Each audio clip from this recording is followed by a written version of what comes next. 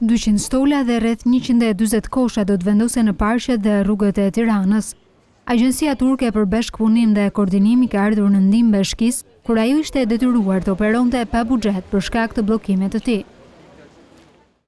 Tika na është gjendur duke plotësuar një kërkesë të Bashkisë Tiranës dhe duke dhuruar 200 stola dhe 142 kosha.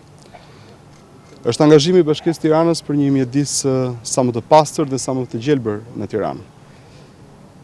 Për këtë arsye, ne do të vazhdojmë të këmbgulim edhe në zgjidhjet afatgjata të qytetit. Zgjidhjet të cilat i ofrojnë qytetit pastrim më të mirë, kontenier të hedhjes së mbeturinave të padukshëm për syrin e qytetarëve, kontenier të ndarë në mënyrë që të ndahen mbetjet organike dhe ato jo organike për qëllime të riciklimit në ndihmë të mjedisit.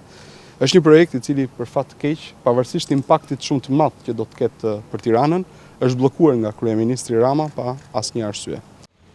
Në Tiranë, gjithashtu sipas nënkryetarit të bashkisë, deri në fund të vitit do të mbillen rreth 2000 pemë dhe bimë dekorative, një pjesë të cilave do t'i dhurohen bashkisë nga Tika. Ky është një projekt me një buxhet simbolik, por do të japim edhe ndihmat e tjera që lidhen me gjelbërimin e qytetit. Duhet të themi që gjithmonë do të ketë derën e hapur Bashkia e Tiranës për të gjitha nevojat brenda mundësive që ne kemi. Agjencia turke për bashkëpunim dhe koordinim po ndihmon bashkinë edhe për restaurimin e xhamive, mes të cilave është dhe xhamia e Tembeut.